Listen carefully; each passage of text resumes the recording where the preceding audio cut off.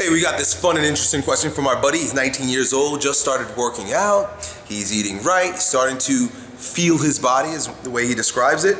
And he's excited about the progress he's making, but one thing that he's noticed is that because he's getting up earlier and he's exercising and exerting himself in that way, he finds that about halfway through the day, he gets tired.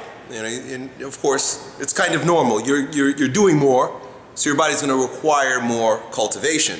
Right? And that's fine. That's normal and natural. The thing is, he says that he discovered something really interesting, or he had an experience, and he's wondering, is this real?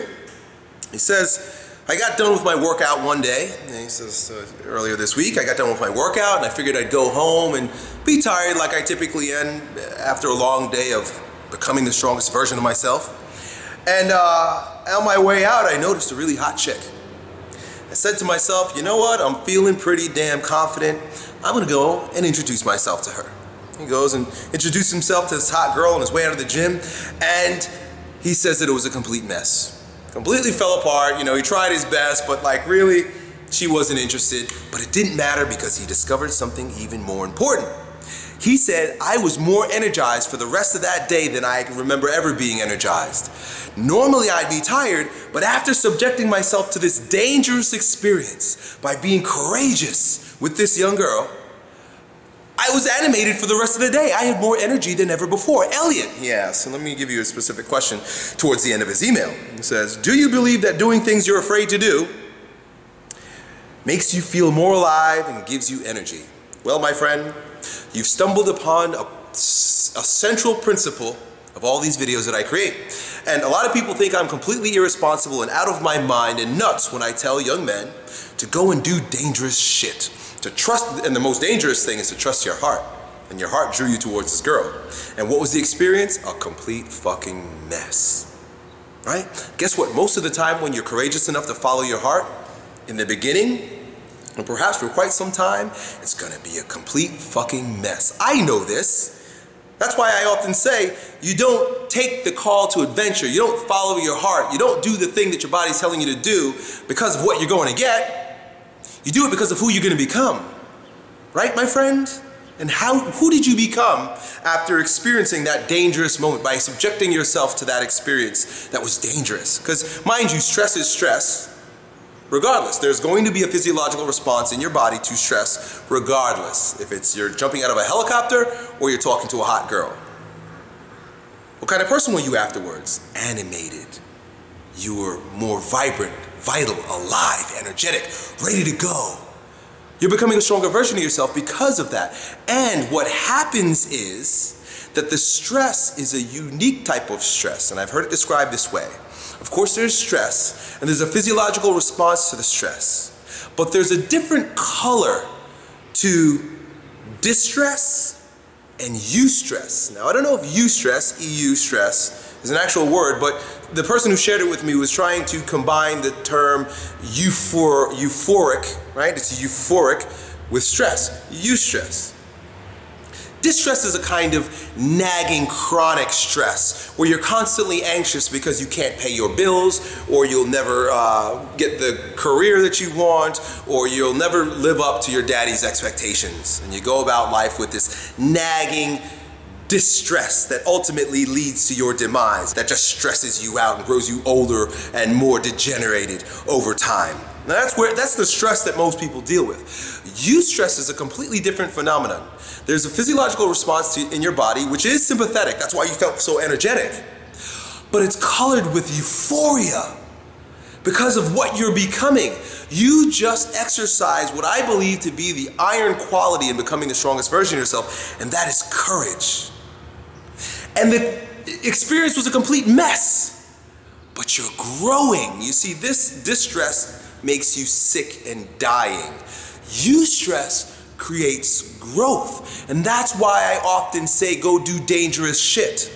Right? Not because Elliott Hulse is a douchebag and he's trying to give bad advice to young men, but because I know that when you jump off that cliff and your only intention is to fly before you hit the fucking bottom, you're gonna animate all your vital resources to learn how to fly on the way down. And that's why you have to jump. You know, there's a different type of response to that cliff that a lot of people, most people, experience.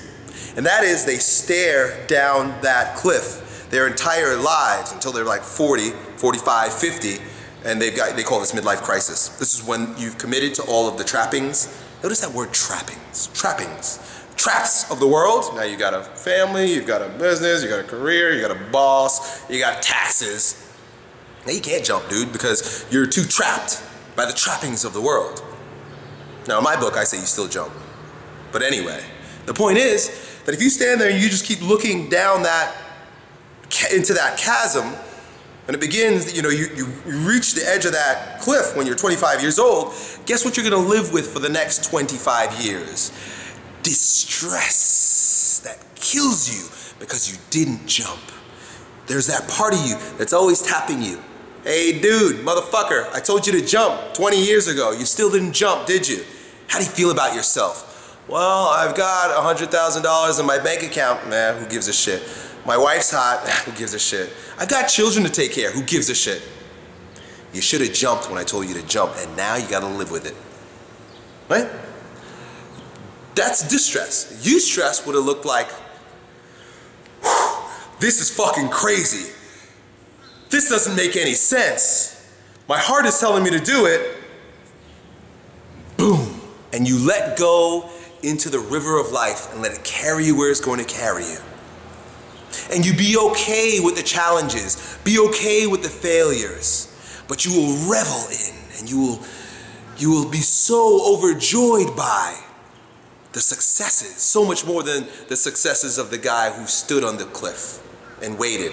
All his successes are traps. More money, more problems, first of all, so don't let the world ever tell you you need to do things that make more money. That's a lie. Right? The more money you make, the more taxes you pay, the more you have to hide it. This is the new one I figured out because I just started making a little bit of money. Right? I grew up poor and was poor up until maybe 2 years ago. Now my accountant's telling me you gotta find ways to hide your money. What the fuck what do I gotta hide money for? That doesn't make any sense. I make it so that I can live. Right? You gotta hide it. That's a fucking problem. More money, more problems. Oh, you think you need a girlfriend, right? Or you need a family, or you need a career, or you can't get away from problems. You cannot get away from problems. It's what kind of problems you want to choose. And you can choose the problems or allow the world to give you their problems with their trappings, or you could jump off that fucking cliff and create your own problem. And you know what? The thing is with those problems, you love them a little bit more because they're yours. You take a little bit more pride in dealing with them because it's yours. And when you overcome them, you not only receive what would seem as the gift on the end of it, which over here we call that trappings. Over here it's really a gift. It's really the universe or God saying, congratulations, brother. You exercised your ability to grow courage, to grow commitment, to grow discipline. And now you get the gems and gifts associated with virtue, right? Sometimes it comes in the form of a nice car and a nice neighborhood. Sometimes it comes, and it usually comes from feeling a peace of mind with yourself. You feel good about yourself. You can sleep well at night knowing that I listen to my body, I listen to my heart, I am doing the right thing for me regardless of what all the trapped people told me. So that's it, my friend. This is kind of a video to assert your assertion, to agree with your assertion. Yes, do dangerous shit. Even though the bitch might have slapped you in your face, do it again, and do it again, and do it again. Fall in love again and again and again, even if you get your heart broken every single fucking time. Learn something from each experience, because that's how your wings actually grow so you can fly. But keep doing it. Keep doing dangerous shit till the day you die. A lot of you guys watch my videos, and you know that I've been going through a bit of a transition here. It was a dangerous fucking thing that I did. I quit my Yo Elliott series on my other channel. Why? Because I'm committed to my growth. And growth only happens through dangerous action. If I stick around doing what the world is pleased by me doing and is the easy road, even though my heart is telling me otherwise, if I stay on that well-trodden path, that well-cut-out path that I even created for myself, you see, there will be a lot of distress in my body. And I'll have to face it at some point. You know, they say there's a judgment day. I believe we face multiple judgment days while we're walking on earth. I don't think judgment day comes when we're dead. Now you're going to go to heaven or you're going to go to hell. Judgment, right? Jesus is sitting on a big throne. No, the judgment day is today. Judgment day is now. And the judgment is going to allow you to live a life of hell now or to choose your own kingdom. To live heaven on earth now. You understand? And it comes in the form of personal growth.